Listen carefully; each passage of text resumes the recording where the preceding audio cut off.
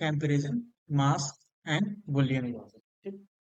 तो कंपैरिजन कैसे हम अप्लाई करते हैं? कंपैरिजन कब होता है? जब हमारे पास कोई एरे है, डिफाइन कर लें, हम कोई एरे डिफाइन कर लें। ठीक। हम्म,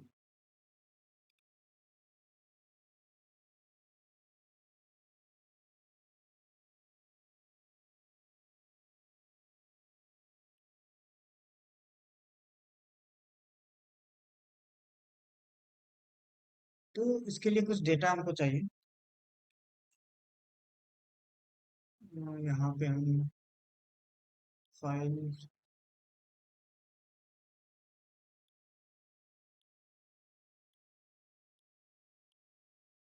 लोड के अंदर आया नहीं।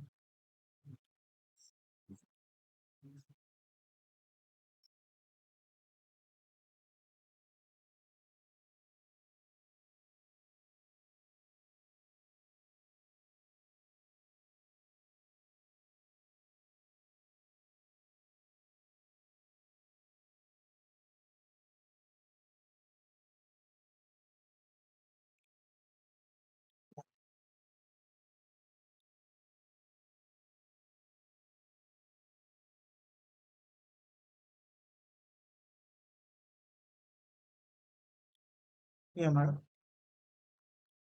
सबसे पहले हम एक डेटा हम जिस पे काम करना चाहते हैं, ये एक डेटा मैं आपको दे दूंगा। ठीक है। सिएटल 2014। ठीक। इसमें क्या डेटा है? स्टेशन है, स्टेशन नेम है, डेट है, और भी कुछ डेटा है।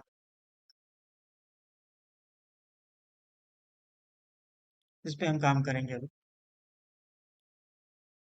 अब यहाँ पे जैसे सबसे पहले हम डेटा रीड करना है, तो उसके लिए पांडास इंपोर्ट करना पड़ेगा। ठीक। और हमको काम करना है उस पे मास्किंग या बुलियन कंपैरिजन कर डिफाइन करना है, डेटा पे काम करना है, तो नंपाई यूज करें। ठीक। तो सबसे पहले डेटा को एक्सट्रैक्ट कर लेंगे, तो हमारे डेटा फाइल का नाम क्या है? यहाँ पे जाके चेक कर लेंगे। सिएटल 2014 है, तो सेम डायरेक्टरी में है, तो हम ये डिफाइन कर लेंगे। और PRCP क्या होता है? ये रेनफॉल होता है, वैल्यू होती है जो इंचेस में होती है। यहाँ पे जाकर के चेक कर लेंगे कौन सा कॉलम है यहाँ पे। PRCP। ठीक। तो यहाँ पे ये आपका कॉलम एक होगा।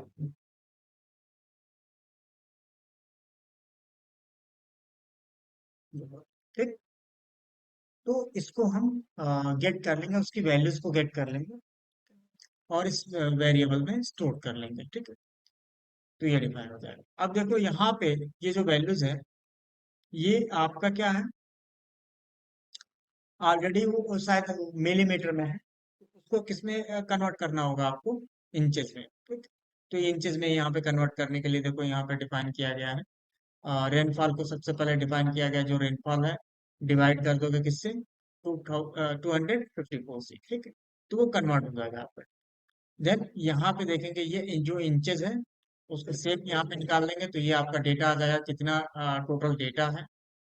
एक मिनट। तो 365 डेटा है इसके अंदर। ठीक। अब आते हैं नेक्स्ट।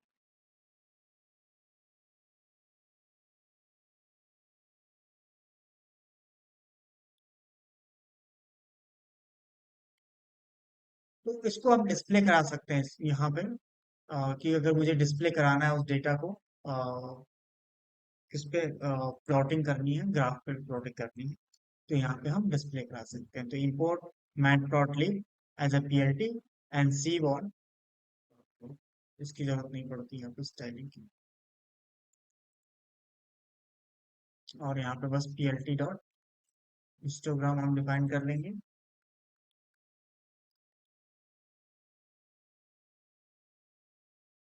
ये आपका डेटा भी प्रिंट हो गया। ठीक। और ये आपका डिस्प्ले भी होगा। ठीक है।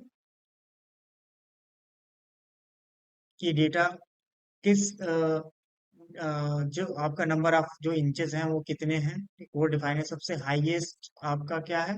0 है। ठीक। जीरो डेटा है सबसे ज्यादा। ठीक है। तो ये डिफाइन कर रहा है कि कितने जीरो के डेटा हैं और सबसे हाईएस्ट क्या है, तो सबसे हाईएस्ट में देखो ये आपका 1.25 में ये इतने ही लिखा है, ठीक है। और 1 बहुत कम हुआ है, 1.5 नहीं हुआ है, ना के बराबर हुआ है, और यहाँ पे कुछ डेटा आपका क्या है, 1.75 के above है, ठीक है। तो ये डिफाइन करते हैं, ऐसे यहाँ पे अप्लाई कर सकते हो। तो बात कर रहे थे हम जैसा कि कंपैरिजन की। तो अब यहाँ से आते हैं कंपैरिजन। तो कंपैरिजन एक तरह से डिफाइन करता करता है कि आपको डेटा फिल्टर करना है वहां से, ठीक है।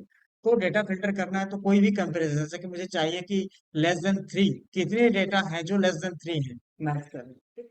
और कौन कौन से हैं जो मैच कर रहे हैं, तो उसके लिए यहाँ पे अप्लाई कर सकते हो कि कैसे हम ये डिफाइन कर सकें कि वो डेटा मैच कर रहा है या नहीं। तो यहाँ पे मैंने लिखा, एक एरे बनाया, और मैंने यहाँ पे लिख दिया x <3। तो यहाँ पे जब प्रिंट करेंगे तो देखो यहाँ पे मुझे एक लिस्ट ऑफ बुलियन वैल्यूज मिलेगी, ठीक। लिस्ट ऑफ बुलियन वैल्यूज मिलेगी, इसको बोलते हैं मास्किंग वैल्यू, ठीक, या मास्किंग डेटा, मास्किंग डेटा, ठीक। तो ये जो डेटा आ रहा है आपको, ये आपका एक ट्रू और फॉल्स जनरेट कर देता है, क्या, क्योंकि लेस देन 3 आपका है, ये ट्रू आएगा। ये भी लेस देन 3 है तो क्या आएगा, ट्रू आएगा। ये लेस देन 3 है, नहीं है, फॉल्स आएगा। ये भी फॉल्स आएगा और ये भी फॉल्स आएगा। तो ये आपका एक ट्रू और फॉल्स जनरेट कर देता है, क्लियर।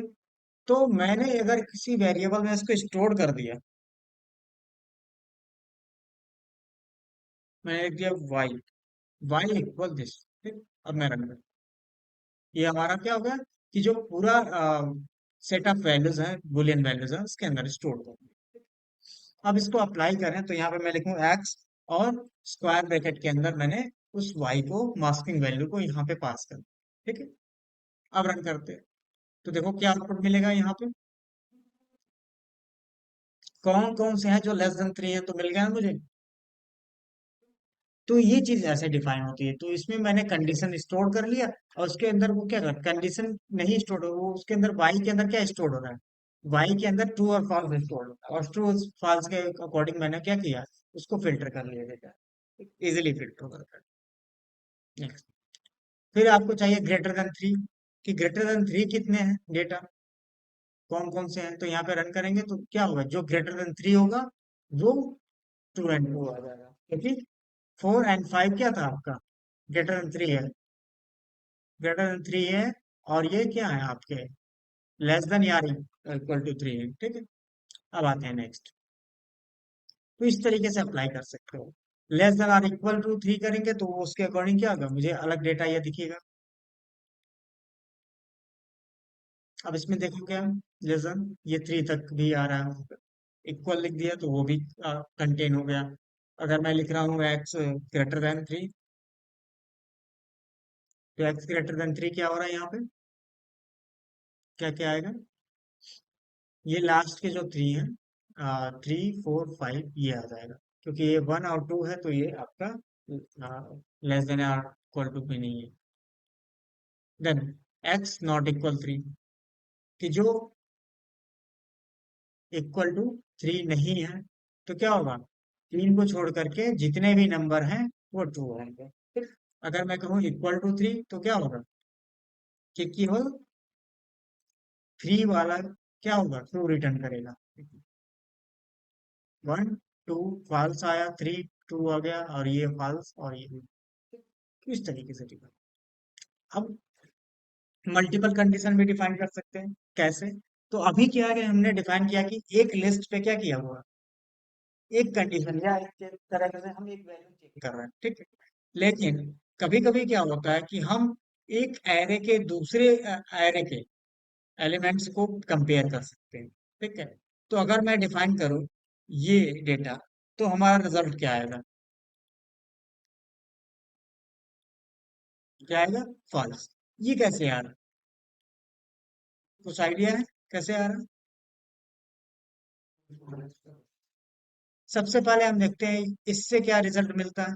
तो इससे रिजल्ट ये मिलेगा कि जितने भी आपके नंबर्स हैं उसमें क्या होगा, 2 से मल्टीप्लाई हो जाएगा। तो ये देख लें, इसका रिजल्ट क्या आएगा, 2 4 6 8 एंड 10 आ गया।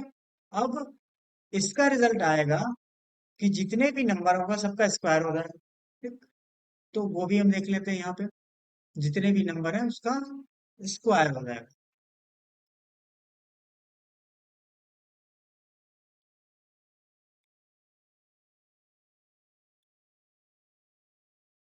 ठीक? ये स्क्वायर हो गया। अब कह रहा है कि ये और ये इक्वल है, नहीं है, फॉल्स। 4 and 4 इक्वल हो गया तो क्या हो गया, true. 6 and 9 false. 8 16 false and 10 and 25 क्या है, इक्वल नहीं है। मतलब एक एरे और दूसरे एरे के जो ये एरे, ये दोनों एरे ही जनरेट कर, और दोनों के एरे के एक एक एलिमेंट्स को क्या करना, वो मैनेज करना। तो हम एक सिंगल वैल्यू से भी मैचिंग करा सकते थे, कंडीशन कर सकते थे, और एक एरे के दूसरे एरे के एक एक एलिमेंट्स को वो पैरेलल चेक भी कर सकते हैं कि वो मैच कर रहा है कि नहीं। ठीक है, तो इस तरीके से हम मैच कर सकते हैं। तो केवल एक ही मैच हुआ क्या, 4। ठीक है? तो ये इस तरीके से भी हम डिफाइन कर सकते हैं। अब उसके लिए फंक्शंस भी होते हैं, जैसे नॉट इक्वल, इक्वल, ये सारे फंक्शन हम यूज करते हैं उसकी जगह पे, जो हमारे यूनिवर्सल फंक्शंस बोले जाते हैं। तो वो तो ऑपरेटर थे, ये हमारे क्या है, यूनिवर्सल फंक्शन है, उसकी जगह पे यूज किए जाते हैं। तो अगर डबल इक्वल आपको डिफाइन करना है तो क्या यूज करेंगे, ये एनपी डॉट इक्वल यूज करेंगे। अगर नॉट इक्वल है तो ये फंक्शन यूज करेंगे। अगर लेस देन यूज करना तो ये NP dot less equal, greater and greater or equal, ये हम यूज करेंगे।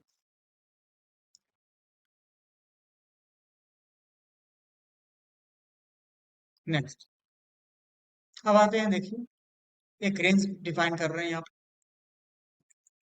अब मल्टीपल, अब मल्टी डायमेंशनल एरे पे हम काम कर लें, कि हमने एक मल्टी डायमेंशनल एरे डिफाइन किया, इसके रिक्वायरमेंट नहीं है।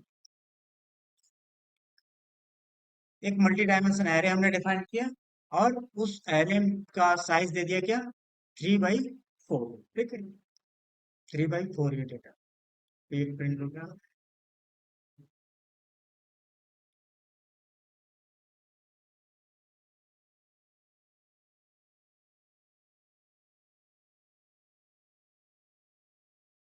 डेटा हो गया, तो NP dot random dot rand, ये आपका डिफाइन करोगे, रैंडम डेटा जनरेट हो गया।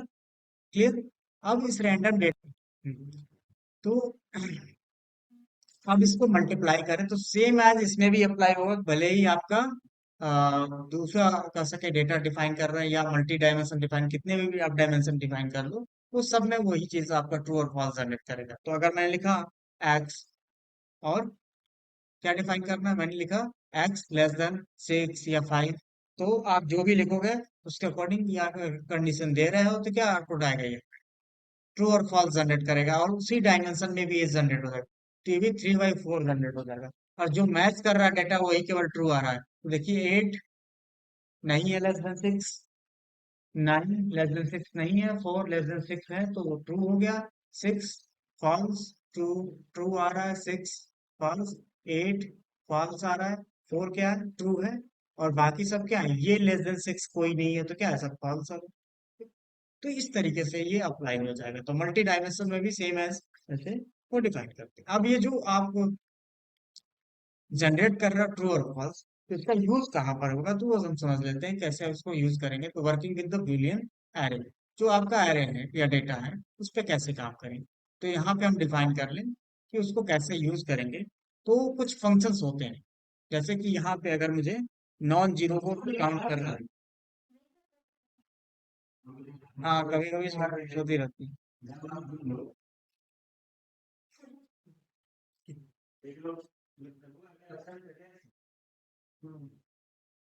हाँ, तो count non zero, non zero किसको बोलते हैं, जो आपका ट्रू है उसको नॉन जीरो बोलते हैं। तो मुझे काउंट करना है कि लेस देन 6, ये तो यहाँ पे डिफाइन हो गया, ट्रू फॉल्स जनरेट हो गया, लेकिन मुझे पता लगाना है कितने नॉन जीरो है। तो नॉन जीरो का मतलब ट्रू कितने हुए, ठीक। तो इसमें देखो काउंट कर लो, 1 2 3, कितने हैं, 3 ही।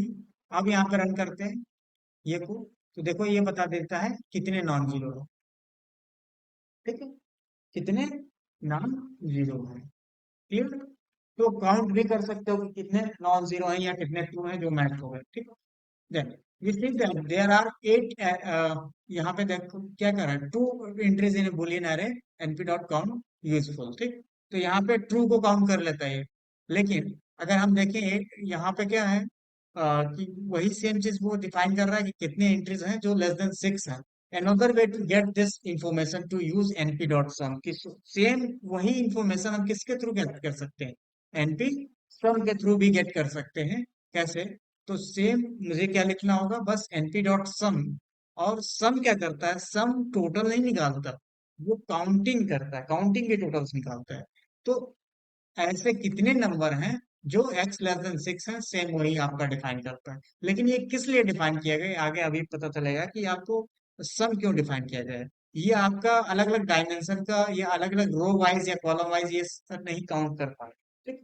तो उसके लिए क्या सम यूज करते हैं, नॉन जीरो का केवल वो टोटल पे काम करता है, पूरे डायमेंशन में या पूरे लिस्ट पे एरे पे काम करता है।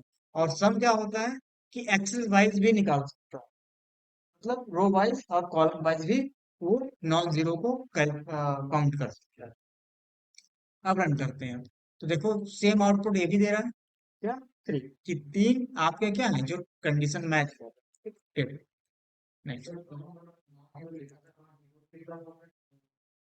नहीं फंक्शन नहीं है, केवल नॉन जीरो होता है।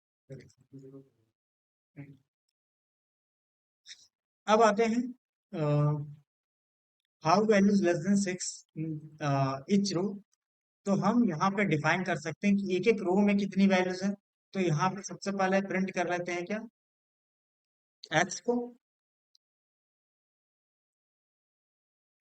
और यहाँ पे प्रिंट कर लेते हैं जो रिटर्न कर रहा है वो सम। तो वन का मतलब क्या होता है, रो बाई रो आपका डिफाइन करेगा, रो वाइज का काउंट करेगा। तो यहाँ पे मैं रन करता हूँ। तो देखिए ये आपका डेटा हो गया। और कितने डेटा लेस देन 6 है पहले रो में, तो पहले रो में कितने डेटा है लेस देन 6, एक है, तो ये आ गया 1 काउंट करके। दूसरे रो में कितने हैं, दो हैं, 4 एंड 2। और इसमें कोई नहीं है तो क्या लिखा, 0 है। ठीक? तो इस तरीके से ये रो वाइज भी आपका काउंट करें। कॉलम वाइज भी निकाल सकते हो। अब कॉलम वाइज निकालने के लिए क्या लिखोगे, यहाँ पे मैं आ, यहाँ पे 0 लिख लो। कॉलम वाइज निकालने के लिए 0 एक्सेस 0। तो यहाँ पे सेम वही क्वेश्चन हो जाता है कि आपका जो डिफाइन करते हैं how many values less than 6 इन इस कॉलम। ठीक है, इस कॉलम। तो क्या होगा, कॉलम वाइज देखो इसमें क्या है, 1 है, इसमें 0 है, इसमें एक 1 है और इसमें भी 1। ये कॉलम वाइज भी आप टोटल जो कंडीशन मैच कर रहा है कितने डेटा है वो भी। तो ये row and column wise calculate. अब उसके बाद आते हैं नेक्स्ट फंक्शंस हैं आपके, एनी है और। तो एनी एक तरह से क्या होता है, और की तरह से होता है, और जो लॉजिकल ऑपरेटर होता था। और ऑल क्या होता है, एंड की तरह से होता है। तो यहाँ पे हम समझते हैं, सबसे पहले हम डिफाइन करते हैं एनी। ठीक। एनी को यूज करते हैं। तो ये आपका डेटा सेट था। ठीक है। अब इसमें मैंने कहा कि जितने भी डेटा हैं, जितने भी डेटा हैं यहाँ पे, ये जितने भी डेटा आपको दिख रहे हैं उसमें से आपका अगर कोई एक भी मैच कर जाता है ग्रेटर देन 8, तो क्या आएगा, ट्रू आएगा। कोई एक भी मैच कर देता है एटलीस्ट वन। अगर कोई भी नया मैच होता है तो क्या रिटर्न करेगा, फॉल्स रिटर्न करेगा। ठीक है। तो यहाँ पे रन करते हैं, तो जैसे ही रन करेंगे तो क्या आ रहा है, ट्रू रन कर रहा है। ठीक। तो लेस ग्रेटर देन 8 कितने हैं, मतलब एक ही डेटा है लेकिन मैच कर गया। ठीक है, मैच कर गया तो ट्रू आ गया।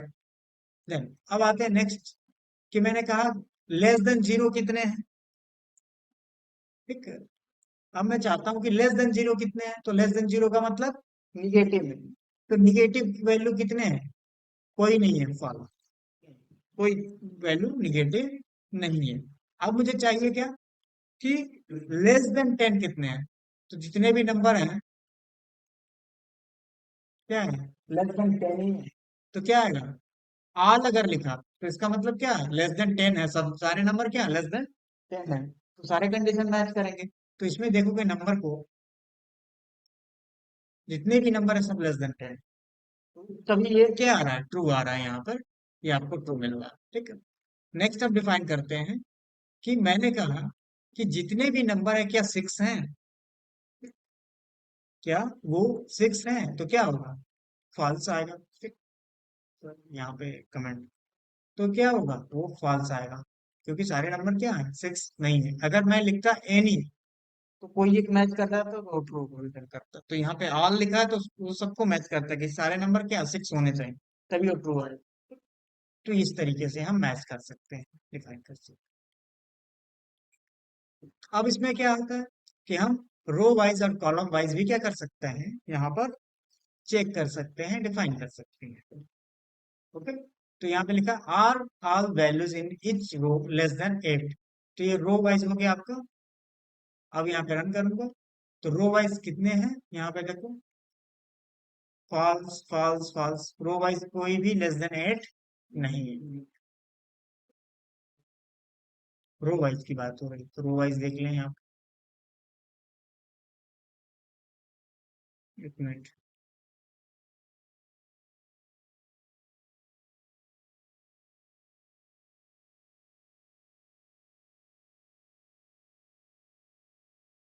Are values in, are, all है, सॉरी, ऑल है, मुझे लगा ही। तो आर वैल्यूज क्या होगा आपका, सारे वैल्यू 8 नहीं है। ठीक। तो ये एनी लिखते तो क्या होता है, ट्रू आ जाता है। तो ट्रू मीन्स कि आपका कौन कौन सा ट्रू आता, ये आता, ये आता, और ये भी आ जाता है, क्योंकि सब में एक एक वैल्यू 8 है। ठीक। मिनिमम एक वैल्यू 8 है, तो वो आपका ट्रू आ जाता है। ठीक। तो यहाँ पे फॉल्स ही आएगा, क्योंकि सब वो डिमांड कर रहा है कि सबको होने चाहिए। नेक्स्ट। अब बुलियन ऑपरेटर भी आप यूज कर सकते हो, जैसे देखो यहाँ पे इंचेस की हम डिफाइन कर सकें कि कोई डेटा क्या हो, कि इस रेंज में मुझे डेटा चाहिए, कि वो उस रेंज में होना चाहिए, तभी जाके वो काउंट कर लें। तो हम इस तरीके से भी डिफाइन कर सकते हैं, यहाँ पे लिख सकते हैं। तो मैंने कहा कि जो डेटा है, जो एक्स वैल्यू है, अ, मैं एक डेटा रेंज बना लेता हूँ। ठीक है। तो मैंने लिख दिया यहाँ पे x equal n p dot orange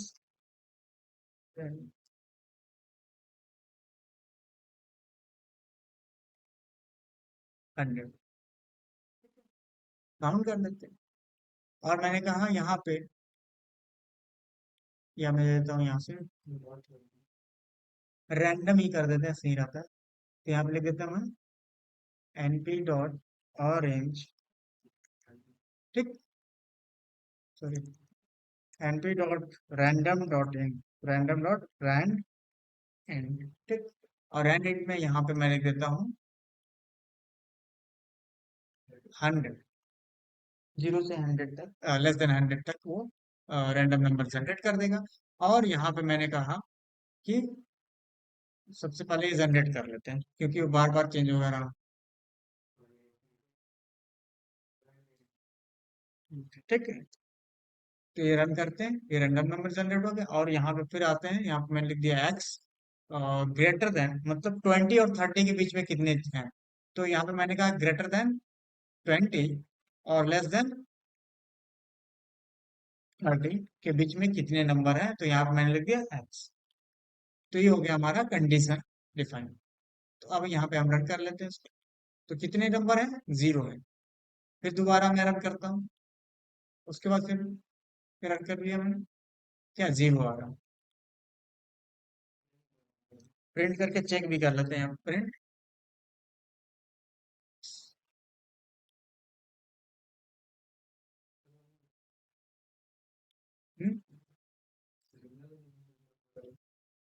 इसके पहले हमने डिफाइन किया था रैंडम।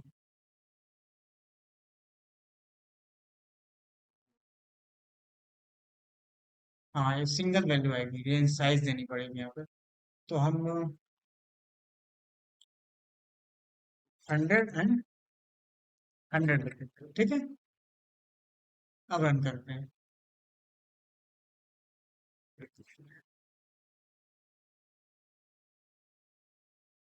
100।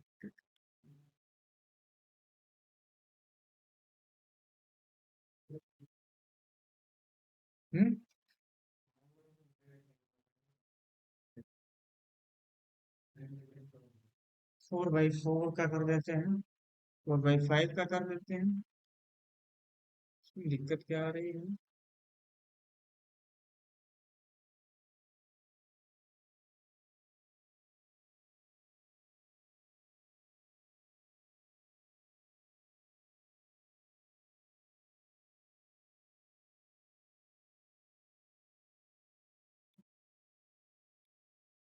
साइज इक्वल है,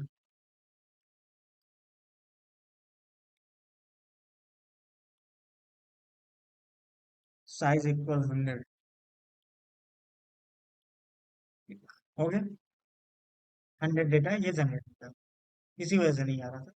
एक वैल्यू आ रहा है तो कहाँ से होगा, ठीक। तो अगर हम ये कुछ नहीं देते हैं तो क्या होगा, केवल एक वैल्यू आएगा, साइज आपको यहाँ पे देना पड़ेगा। तो रैंडम इंटीजर से ये आपका 100 डेटा जनरेट हो गया रैंडमली, 0 से 100 के बीच, ठीक है। अब मैंने कहा कि इसमें से 20 से और 30 के बीच में कितने डेटा है, तो ये कितने हैं, 9, कि वो मुझे दे देता है। तो यहाँ पे अगर मैं कहूँ लेस देन और इक्वल टू, मतलब तब ये 20 भी इंक्लूड हो जाएगा और 30 भी तब इंक्लूड हो जाएगा आपका। अब रन करते हैं, तो क्या होगा, दो और बढ़ गया हमारा। हाँ, वो सम नहीं, वो काउंट कर रहा है। मतलब कि ये जो रेंज है, इस रेंज में कितने वैल्यूज फाइंड हो रहे हैं, उसकी जगह पे जो ये एम्परसेंड है, ये बीट वाइज ऑपरेटर्स हैं, उसकी जगह पे हम इन सब ऑपरेटर्स का यूज करते हैं। ये आप लिख सकते हो, एम्परसेंड बीट वाइज एंड होता है, और हम क्या लिखते हैं, बीट वाइज और ये एक्सॉर का होता है और ये नॉट का होता है, ठीक। अब मुझे चाहिए कि ये मैंने लिख दिया नॉट, तो इसको रैप करके मैंने कहा कि ये मैच नहीं होना चाहिए, तो मैंने लिख दिया इसके पहले नॉट सिंबल मैंने डिफाइन कर दिया कि ग्रेटर देन 20 ना हो, लेस देन 30 मुझे चाहिए। तो क्या आएगा अब, 25 आ रहा है।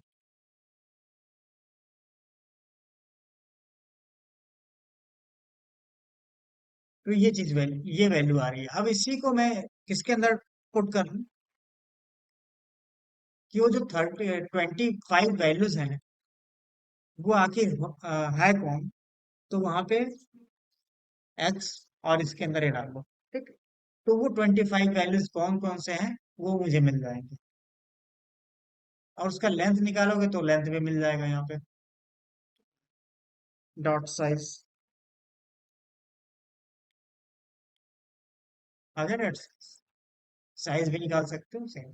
तो ये वैल्यू आपकी हुई, सेम कंडीशन, वही कंडीशन पास कर दोगे इसके अंदर, तो यहाँ पे काउंट करके आ रहा है। और ये आपका आ गया कि वो कौन से वैल्यूज हैं जो बता रहे हैं कि हाँ 25 वैल्यूज हैं जो 20 और 30 के बीच में है। तो 20 30 नहीं, यह कह रहा है कि ग्रेटर देन जो मैच कर रहा है, ग्रेटर देन 20 उसको एक्सक्लूड कर रहा है, और लेस देन 30। तो इसका मतलब क्या है कि लेस देन 30 हो लेकिन ग्रेटर देन 20 ना हो। तो लेस देन 20 ही आएगा। अब मतलब 1 से लेकर के क्या आ रहा है देखो, 19 तक गई है, रिवर्स हो गया। अब इसको ऐसा ना करते तो क्या होता, ये नॉट अगर नहीं लगाते तो वो एग्जैक्ट आता आपको। तो ये क्या रहा है, केवल मैच कर रहा है, आगे क्या डेटा, तो इसे डिफाइन कर सकते हो। तो ये सब सिंबल्स यूज कर सकते हैं, नॉट के लिए ये, एक्सॉर के लिए ये, और के लिए ये, और एंड के लिए ये हम यूज कर, गेट किए थे रेनफॉल से, number of days with in rain. तो हम सब निकालना चाहें तो ये निकल जाएगा, कितने नंबर डे विदाउट रेन, तो अगर जीरो होगा तो क्या होगा, रेन नहीं हुआ, 0 इंचेस होंगे तो। देन अगर नॉट इक्वल जीरो तो वहां पे आपका रेन हुआ है, तो यहाँ पे 215 विदाउट रेन, और number of days with the rain 115। अब कह रहा है कि days with more than 0.5 inches, 0.5 inches से ज्यादा जब इंचेस का अगर रेन है तो उसको वहां से फिल्टर करके निकालना है कि कितने हैं, तो वो आपका आ जाएगा 37। और लेस देन 0.1 75 है। तो इस तरीके से हम किसी डेटा का स्टैटिक्स निकाल सकते हैं। ठीक।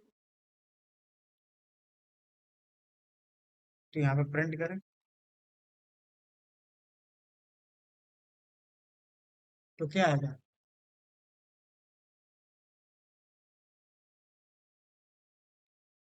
ट्रू और फॉल्स का लिस्ट आएगा। ठीक। क्योंकि हमने कंडीशन केवल दिया है ना, तो ये ट्रू और फॉल्स का लिस्ट आ जाएगा।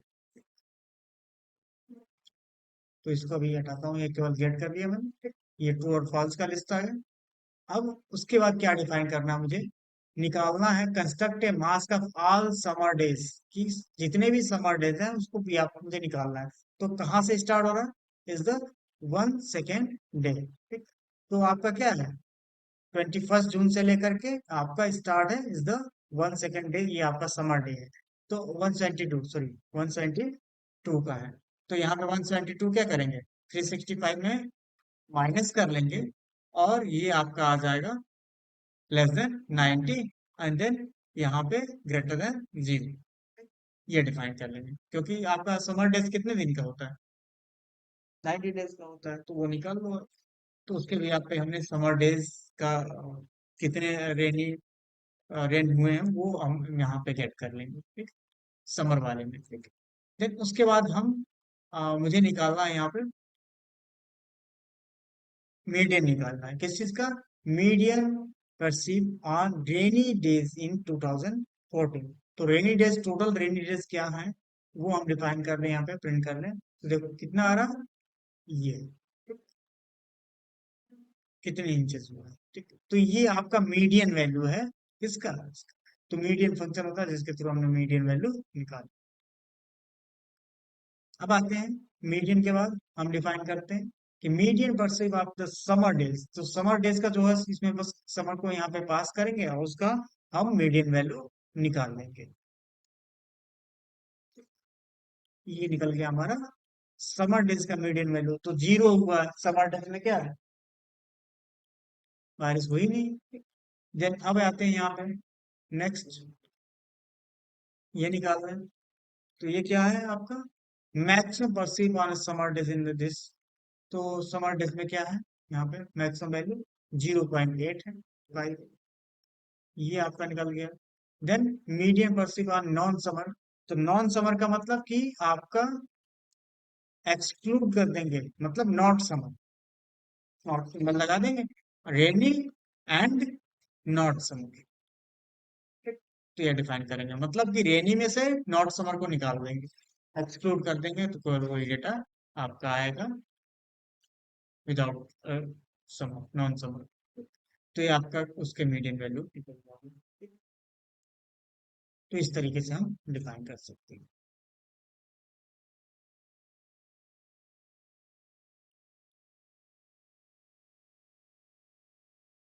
अब आते हैं बुलियन वैल्यूज को, हम समझते हैं कि बुलियन वैल्यू कैसे वर्क करती है। ठीक है?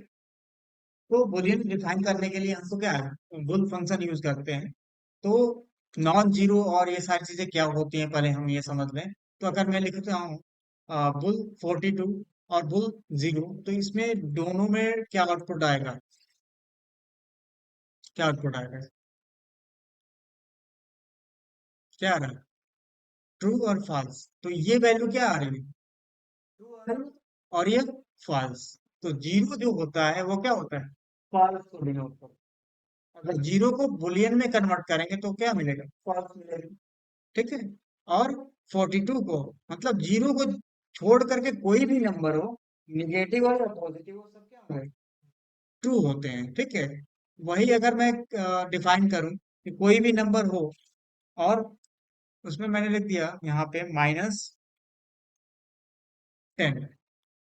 बुल -10 तो क्या होगा, वो ट्रू होगा। प्लस भी होगा तो क्या होगा, ट्रू ही है। तो निगेटिव हो या पॉजिटिव हो, बस जीरो को छोड़कर बाकी सब क्या होते हैं, ट्रू होते हैं। और जीरो क्या होता है, फॉल्स होता है। ठीक है, नेक्स्ट। लेकिन अगर मैंने ये लिख दिया तो क्या आउटपुट आएगा, बताओ। मैंने लिख दिया 42 एंड 0, ट्रू आ जाएगा, फॉल्स आएगा। क्यों फॉल्स आएगा, ये ट्रू है और ये फॉल्स है। तो ट्रू और फॉल्स होता है, तो एक फॉल्स होगा तो एंड का मतलब क्या है कि एक भी फॉल्स होगा तो क्या होगा, फॉल्स आएगा। तो 42 का मतलब क्या था, ट्रू था। और 0 का मतलब फॉल्स था। तो ट्रू और ट्रू एंड फॉल्स लिखेंगे तो क्या आएगा, फॉल्स ही तो आएगा। ठीक, फिर हाँ, और अगर और लिखते तो क्या होता, सेम एज ट्रू आता, क्योंकि एक ट्रू है आपका। ठीक, ये- अब देखो यहाँ पे किसी नंबर को बाइनरी में कन्वर्ट करना, तो उसके लिए क्या होता है, बाइनरी फंक्शन हम यहाँ पे यूज कर सकते हैं, बाइनरी फंक्शन भी। कोई बाइनरी, तो 0 भी क्या होता है, स्टार्टिंग में लिखा होता है। ये 42 का बाइनरी नंबर क्या है हमारा, ये 1012, ये हमारा बाइनरी नंबर है। अगर मुझे क्या करना है, किसी नंबर जो छोटा नंबर है, कोई छोटा नंबर लेता हूँ, जैसे मैंने लिख दिया 1, तो 1 का बाइनरी नंबर क्या होगा, 1। 7 का क्या होगा, बाइनरी नंबर 111 होता है। ठीक, तो बीच फंक्शन होता है जिससे तो हम बाइनरी नंबर डेसिमल वैल्यू डालते हैं और बाइनरी वैल्यू से मिल जाती है। ठीक, अब मैंने यहाँ पर डिफाइन किया बाइनरी और 42 एंड 59, तो क्या होगा, 42 एंड 59। तो पहले हम 42 का निकाल लेते हैं और 59 का भी निकाल लेते हैं, बाइनरी नंबर क्या होगा। तो 42 का ये हो गया और 49 का ये हो गया। तो हमारा ये कंपैरिजन क्या आएगा रिजल्ट,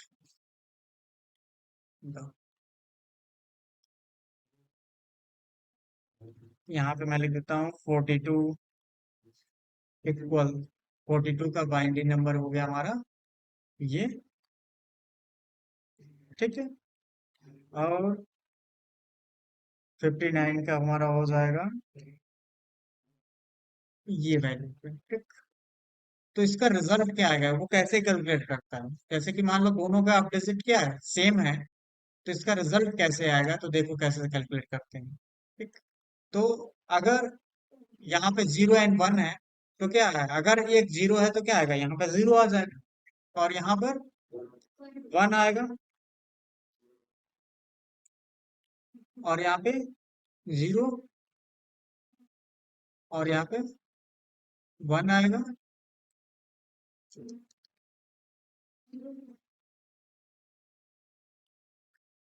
ये आपका 0 1 0, और ये आपका क्या होगा, 1 हो गया, और 1 एंड 0 हो जाएगा, 1 0। ठीक, क्लियर। अब इसको देखेंगे, ये क्या नंबर है, तो ये हमारा क्या बाइनरी नंबर है ना, बाइनरी नंबर है। अब बाइनरी नंबर को कैसे डिफाइन करेंगे, तो ये क्या आपका कौन सा नंबर है, कैसे डिफाइन करेंगे, कैसे कैलकुलेट करेंगे। अब ये कमेंट कर सकते हैं। अब रन करेंगे तो देखो क्या आउटपुट आ रहा है, ये आ रहा है, एक्चुअल में आ गया ना सेम, जो हमने कैलकुलेट किया वही सेम वैल्यू आ रहा है। ठीक, तो इसको डेसिमल में क्या बोलते हैं,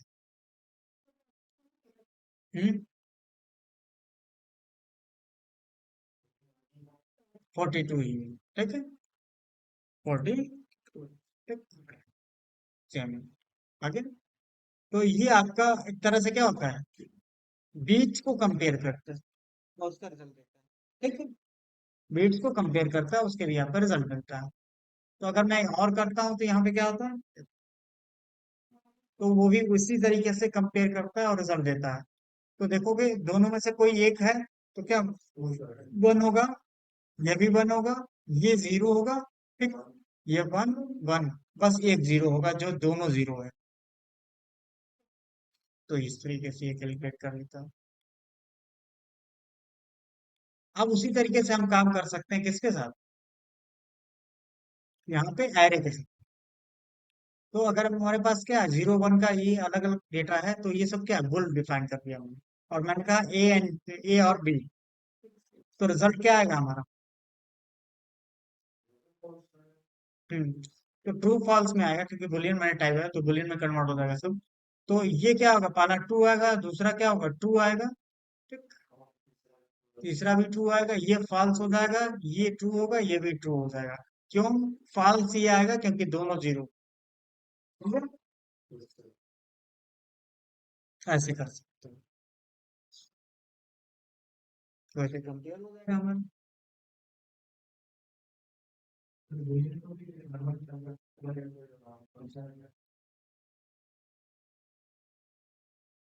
हम्म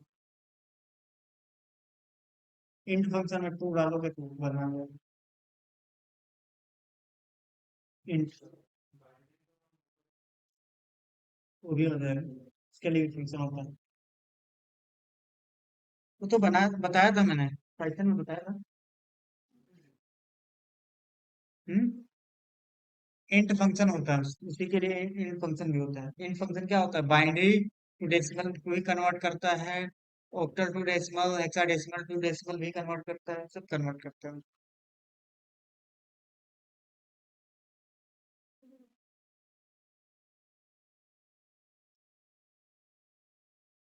हो गया। अगर हम ऐसा लिखें तो क्या होगा, एरर आएगा। ए और बी, ऐसा ये बिट वाइज वाला ऑपरेटर लिखा है ना। तो अगर हम ए और बी ऐसे लिख रहे हैं, तो क्या है, एरर आ रहा है। तो इस तरीके से आप नहीं कर सकते, आपको नहीं डिफाइन कर सकते। नेक्स्ट, तो हमको क्या लिखना पड़ेगा, जैसे ये डिफाइन है, तो हमको ये अगर कंपेयर करना किसी वैल्यू को, कि वो उसके अंदर वैल्यू जो है ग्रेटर देन 4 है, लेस देन 8 है, तो वो आपका निकल करके आ जाएगा। ये जो ट्रू होगा, तो ये तीन तीन वैल्यूज जो मिड में है, वो greater than 4 and less than 8 है, निकल करके आएगा। उसके बाद ये सेम एज, तो ये डिफाइन करेंगे तो ट्रू और फॉल्स जनरेट होगा। सेम एज, सॉरी, ये एरर थ्रो करेंगे। ठीक। ये डिफाइन करेंगे सेम एज उसी पे, तो ये भी एरर थ्रो करेगा। तो नमपाई एरे में जो कंडीशन होता है मोस्टली बिट वाइज ऑपरेटर ही यूज किया जाता है। ये आपका लॉजिकल ऑपरेटर है। ठीक है। और ये बिट वाइज लॉजिकल ऑपरेटर, दोनों में डिफरेंस है। तो ये नहीं यूज कर सकते कभी, ना ही ऐसे यूज कर सकते और ना ही ऐसे यूज कर सकते, एंड और नॉट नहीं यूज कर सकते। तो उसके लिए सिंबल्स होते हैं जो हम यूज करते हैं।